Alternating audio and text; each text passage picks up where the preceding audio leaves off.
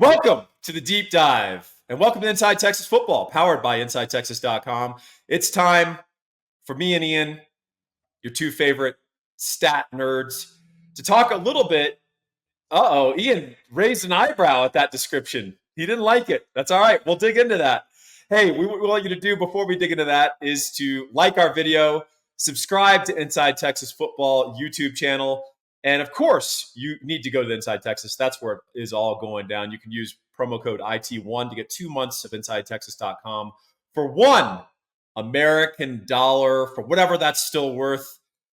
That's a pretty good deal, in my opinion. Ian, how's it going, buddy? Paul, I'm a first principles thinker. I'm not a stats nerd. That's right. All right. You only arrive at talking about stats because you realize that that's the best lens of viewing things, right? Yeah. All right. We did look up a bunch of stats for this one, so I do have a residual title from my last YouTube show where I talked about Vegas lines. So yeah, I am still Pauly Vegas, but I'm also Pauly Deep Dive for this one. And so today on the deep dive, what we're going to talk about is something that it doesn't always get the attention it merits. And I think it is worth our discussion. That is the big uglies, the big boys up front, the offensive line.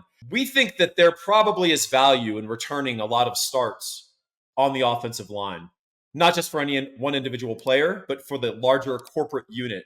It tends to breed more cohesion. You tend to get better cooperation. And then frankly, offensive linemen just individually, the older they are and the more games they've played, the better they tend to get at their craft. So we want to talk about that not only for Texas, but also for some of our opponents, some of the ones that we think are the most threatening on the 2024 schedule. So without any further ado, I call upon our esteemed producer to give us the graphic of Texas offensive line starts. These are the returning starts that we have for Texas. 6 players combining for 123 starts. Jake Majors, of course, leads the way with 41. Kelvin Banks and Hayden Connor each have 27.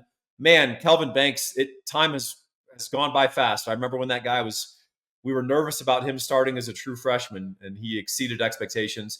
Of course, DJ Campbell and Cole Hudson have combined for 27. And then big Cam Williams has a start. Ian, do you recall what game that start occurred in last year? Yeah, Kansas State. I mined it for evals and how he did. You know, what was tricky about that game is Kansas State had all smaller defensive ends. All their guys were little.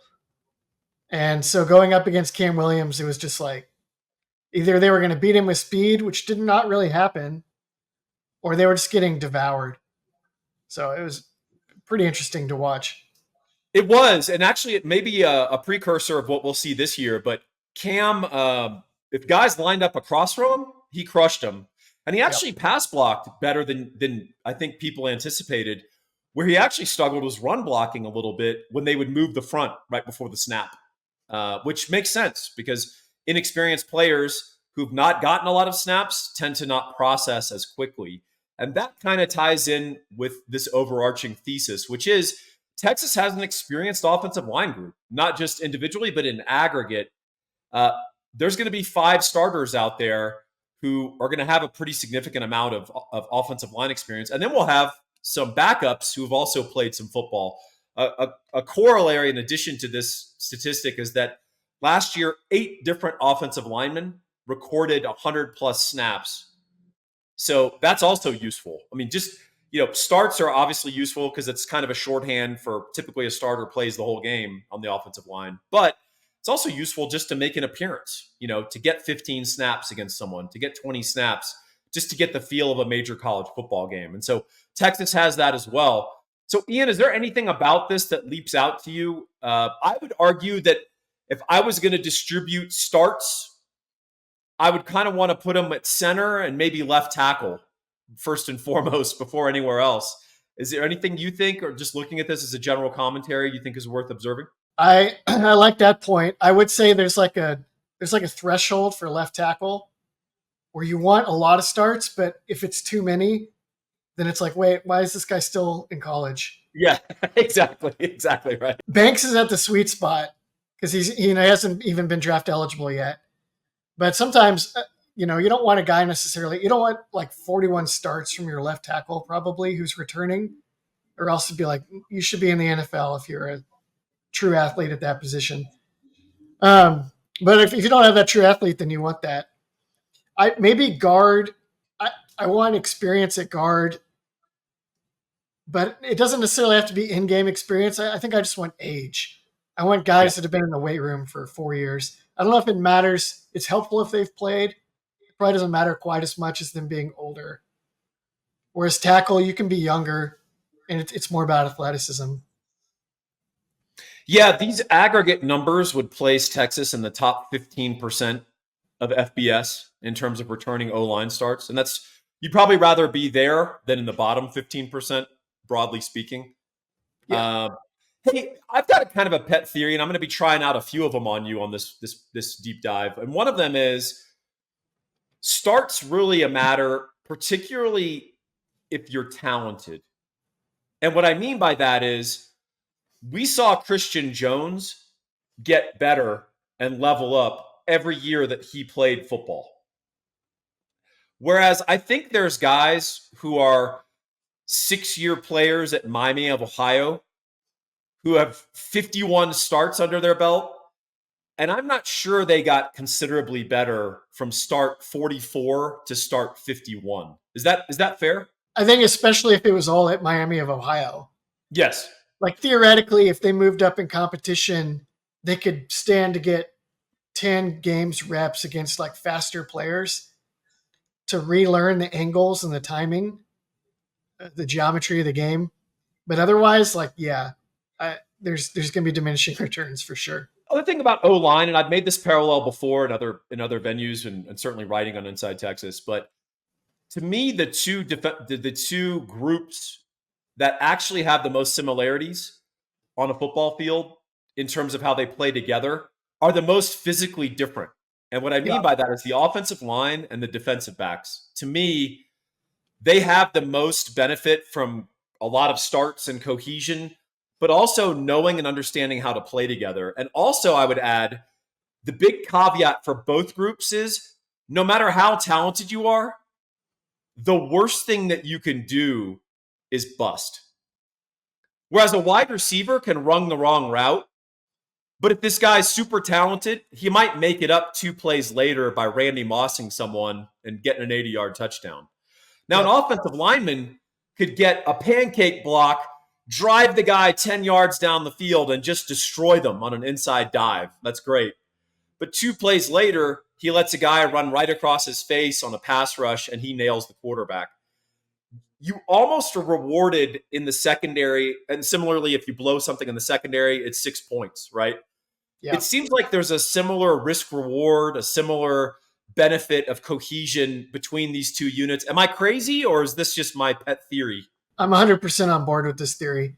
And I've observed the last few years in the Big 12. We'll see the extent to which this is true in the SEC. But in the Big 12, teams would routinely be very well served, not necessarily by having the most athletic guys in the secondary or the offensive line, but teams that would patch in transfers so that they could field all bust-proof veterans. So there were a couple lines in the Big 12 championship games where they were like, I called them 5 guard lineups because there wasn't a true tackle across the entire unit. TCU 2 years ago. Oklahoma State in 2021 when they narrowly lost to Baylor, arguably Baylor when they won. They just had all veterans, all guys that knew what they were doing, win as a unit.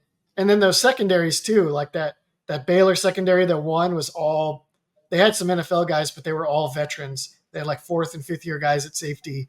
Yep. Kansas State, when they upset TCU for the Big 12 championship, they had like a couple FCS transfers in their secondary that had played loads and loads of football. They had a couple of really good corners as well, but the experience, maybe at safety in particular, but even at corner, yeah. I mean, it's what you just said. The risk reward is so slanted towards playing veterans. Yep. I agree. Well, I want to workshop another idea, and I've never actually seen this or encountered this anywhere, so I guess this is an original of mine. and we'll see if it goes over like a lead balloon or there might be some validity to it. I think there might be some validity to it. And I want to talk about decision maker starts. And what I mean by that is I think there's two positions on offense more than any other who make pre-snap decisions, sometimes post-snap, but mostly pre-snap, which this is what differentiates them from the wide receivers. They're making pre-snap divisions that affect other people in a significant way. And I think those two players are the quarterback and the center. The center is going to set your line calls for 99% of college football teams. And depending on their experience level, coaches might give their center quite a bit of latitude in setting their blocking scheme, both in the run game and the pass protection game, right? If someone overloads, someone's showing blitz. And then the quarterback, of course, pre-snap, depending on their experience level, they have the ability in many systems to make pretty significant changes in the call, in where the play call goes. What their reads are going to differ. They might actually change the routing for the receivers, and they might actually tell the center change the blocking scheme. And an experienced center may communicate back to an inexperienced quarterback, "Hey, you need to turf that call. We're running inside zone now." And so I want to talk about the combined decision maker starts. So for Texas, 63 of them, 41 from Jake Majors, 22 of them from Quinn Ewers. That's a healthy number. And the two of them have 22 games together. So in other words, Jake Majors had 19 starts without Quinn Ewers, right? But I think there's a benefit of an aggregation of the starts. I think that's important, no matter who they've played with. But then I also think there's value in that they've played 22 games together now, and they both can feel each other out. Ewers is entering that magical third year in Sark's system. Majors, this is his fourth year in Sark's system. So whatever schemes, whatever changes, whatever audibles they're allowed to do, this is the year we're going to see them. So do you think there's some validity to this concept, or do you think I'm digging too deep to find something esoteric and I can call my own invention and hope that people coin this for years? The Wadlington combined starts metric says XYZ. What do you think? No, I think it's really valuable. It's hard. You don't see this in preview mags very often because it's hard to quantify, right? You might see it in one preview mag, Ian. Nice. Yeah. But there's no stat kept for when the center calls a combination and it works well. Yes. There's no stat kept for when the quarterback tells the lineman to change their protection and then they pick up a blitz and he gets 5 seconds to get a throw off. But there are real world examples. I'm going to blow your mind with an example right now. You never saw this coming. This combination kind of reminds me of Colt McCoy and Chris Hall. But you never would have thought of that one. Just stacking up snaps together over multiple seasons. I think Chris Hall didn't play center until 2008 full time. But certainly by 2009, they just played so much football and made those communications together a million different times. Yeah, you throw in the added benefit of guys outside that Colt has mind melded with by that time. Maybe a bigger factor, yeah. Yeah, and now in this scenario, Quinn won't have that, right? He'll have very good receivers, but he's not going to have that guy that the Jackson Shipley that he's been throwing the ball to. Jordan Shipley. God, I forgot my brothers. The Jordan Shipley he's been throwing the football to for 3 years, right? So that part doesn't hold, but I agree with you. I think there might be a lot of value to this, and I think the main value maybe in avoiding the negative more than the affirmative. And what I mean by that is combined decision maker starts, to me, suggest an advanced ability to get out of a bad play or a line call to something better with confidence. Meaning you can do it not only correctly, but you can do it quickly and you can get everyone else on the same page as you, right? Because there's a difference in college football between knowing your assignment and then also knowing everyone else's assignments. And you point to DJ Campbell and you go, no, that guy. and you're confident, right? If you're not fully confident, you're not going to be bossing around your teammates telling them who they're picking up, right? Because you don't want to make a mistake. You're focused in your own little world. So I think that could be the value of this. So with that in mind, I want you guys to put a pin in that, and I want you to honor, respect, and think about the gentleman who makes this show possible. His name is Gabe Winslow. You can reach him at 832-557-1095. We talked about experience. This guy has over 20 years in the industry. He's got experience on both sides of it. He's run different aspects of it, but he's also always been involved with mortgages. And he is a UT grad. He is a law school degree holder. He's got a law degree, and he doesn't practice. He's actually out there doing something awesome for us, which is helping people get great mortgages and help them realize the American dream, which is home ownership. So if you're in the great state of Texas or in some other states, give him a call. He's licensed in other states. I can't list them all here, but give him a call at 832-557-1095. See if he can be of help to you. At the very least, if he's not your first call, make sure he's your last call. Thanks, Gabe. Appreciate you sponsoring. And I want to talk about experience of our opponents. So we talked about Texas, and we think that Quinn and Majors having this little experiential combination and mind meld may be beneficial. Where does this play with our opponents, Ian? Well, sorry, let me add one thing on that. One place where we could see that this coming year is sacks. Because Texas actually had a pretty bad sack rate last year, Quinn Ewers in particular. Yes. And I don't know, that wasn't really necessarily a protection issue. That was more Quinn being really risk averse and either throwing it away or taking sacks when that's something that could be cleaned up really easily. That's not necessarily a result of their meld, though. That'd be more something that Ewers just improves on in his own of knowing how to get the ball out faster. But all right, opponent offensive line starts. I looked at the teams that seem most likely to give Texas problems next year on the schedule. And here we have them ranked by how many returning starts they have in their prospective starting five. Now, obviously I had to do a little bit of guesswork and research on who the starting five would be, and some of these will be a little bit wrong.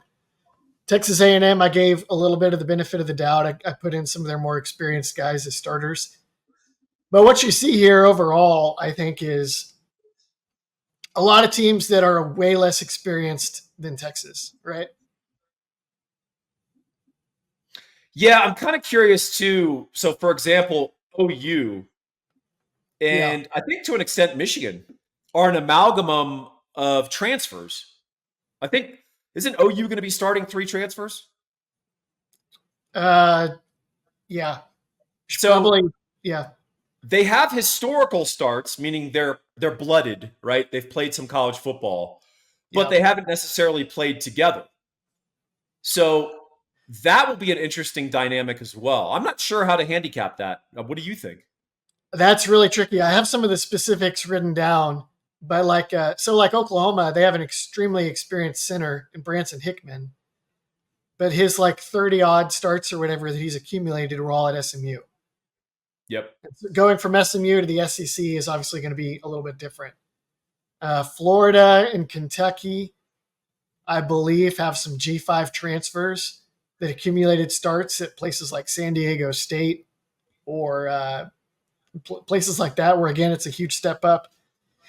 And then Michigan looks much worse here than I think they're really going to be, because they have a ton of like 4th and 5th year guys that are going to start this year that have played a lot and have accumulated snaps even in Michigan football games. Yep. But they had this like quartet of long time now drafted players that were starters for like 2 or 3 years a pop. And they've had guys that have just been waiting their turn for years and years to play as starters. So Michigan is probably going to be a lot better and more cohesive than this number would indicate. So everybody don't get too excited just yet. Whereas like, Texas A&M has a gazillion different starts from a gazillion different guys, but whether or not that can all come together is they're going to look totally different than they have in previous years, because of just this guy was injured this year and then this guy replaced him and now we don't know who's going to start. And then they have a transfer from Utah and then they have a transfer from Kansas, and etc. So Yeah, Kentucky leads this group, almost tied to Texas in this regard. And they've got some more experience, I think, on their O line and their D line than people think. And that's why they will be able to hang physically with Texas. The question is whether they can cover Texas and our dynamism at other positions. But Kentucky has one of those guys you described, tackle with 46 starts, yeah, right? And so, experienced guy, you useful guy, but there's a reason he didn't go pro, probably, right? And if you guys think about it as Texas fans, we probably have had a few of those guys that you point to all these starts that they have, and then you realize, well, they kind of probably have all those starts because they're not being sought after by the NFL.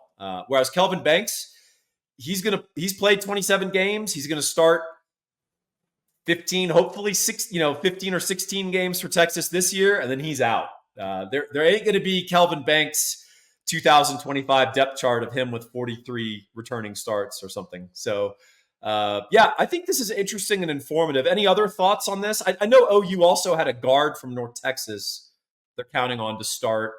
So that interior, which if you guys will recall, was not a strength of their offense last year, that interior O-line. no, It really fell apart in the bowl game in a bad way.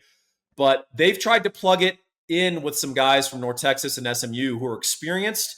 My understanding is the North Texas guy is actually pretty athletic as well, just raw. But that'll yeah, be an interesting thing to watch, which would be OU possible weakness on the O-line against a revamped Texas defensive tackle room.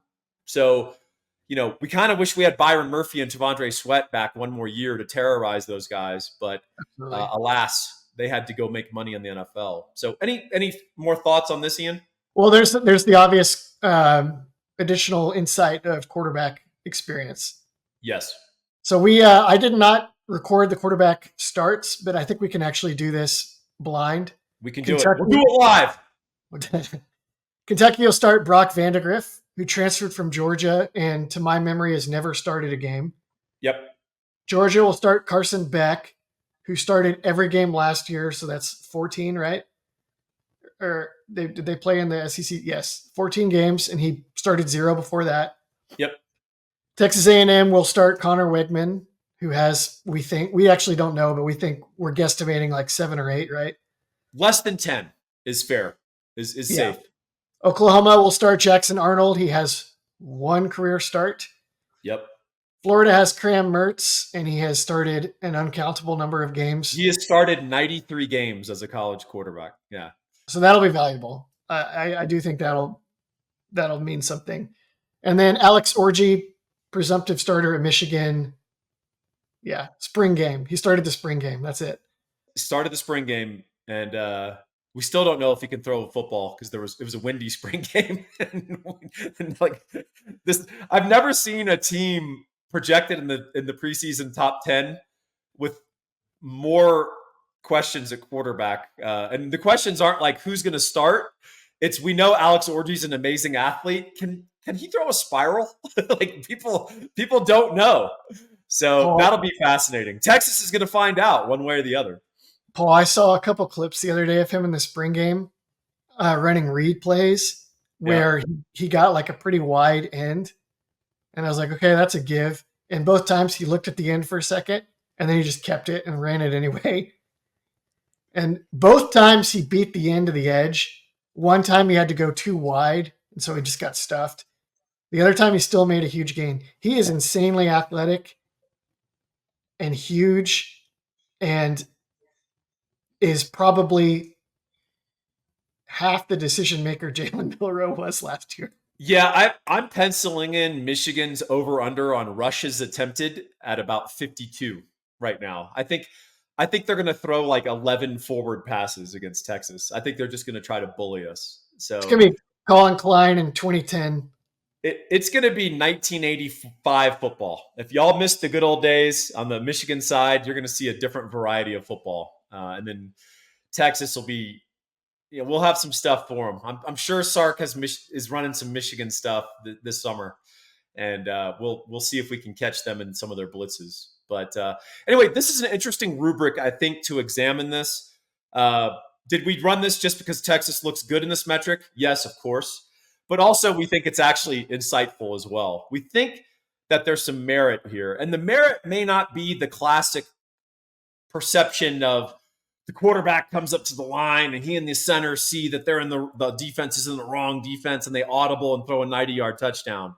I think it's more you see the defense in an alignment that's going to give you trouble for the called play, and then you just get out of it. And so that's a very difficult thing to track because it's almost like a counterfactual, right? What if you had run that play? Well, we won't know because we ran something different because we didn't think it would succeed against their alignment. And the truth is, if you can stay ahead of the sticks with good offensive players and Steve Sarkisian calling plays, your offense has a chance to be real good. And it doesn't really matter how many guys you lost to the NFL because, frankly, the talent replacing them is pretty darn good. So, Ian, any final parting thoughts on this? Well, it's going to be similar to, Sam Ehlinger was one of the best I've ever seen at avoiding bad plays. Yes. He didn't commit turnovers. He didn't fumble the ball. He didn't throw picks. And he got Texas out of a million bad plays. We had a great Tom Herman did a live once with our own Joe Cook on YouTube before the 2020 season. And he was talking about how when Mike Yursich came in, Mike Yursich would talk about different things he liked to try to do at tempo and different pitfalls. And Herman was like, oh, we could do that. Sam will get us out of that if it's no good. Because Yurchich had designs he wanted to run, but he's like, but if you run this and then you get this look, you're totally screwed. You can't do it. And Herman would be like, oh, we can totally do that. Sam will see that. He'll get us out of it. And Yurchich was like, really? I could not believe the level of command that he could have. But what they did not have was any amount of explosiveness. And if you even like approached Ellinger's like disaster insurance that he offered with Sark's ability to dial up explosiveness, I think that starts to multiply exponentially in terms of your effectiveness. Yeah. Also, couldn't help but notice when we ran tempo, we just ran inside zone really fast repeatedly. And avoided and what was the counterfactual, Paul? How many terrible plays? Right. The sweep we had called was going to go for -6, and instead we got +3 yards, 2nd and 7, baby. Yeah, that was the name of the game, 100%. All right. Well, it's never 2nd and 7 at Inside Texas. It's always 2nd and 1. It's a play caller's down. Y'all come join us there. Find out why it's the best conversation about the Longhorns on the internet. You might find the particular discussions about baseball interesting and enlightening at the moment. I guess their schloss is our game, Ian. And people are enjoying that right now on Inside Texas. Come join us. Come join the conversation. Use promo code IT1 to get 2 months of InsideTexas.com for $1. And you'll find more insights and more interesting stuff there. Ian, I really enjoyed this topic. Thanks for what you added. And we'll see you guys next week. Next week, we're going to argue about whether on 2nd and 1 you should call a shot or a run. Well, Greg Davis loved to run the ball and get 2 yards and get that first down. And I have some problems with that, but we will need to discuss that, Ian. Sounds good. Okay, I'll save it.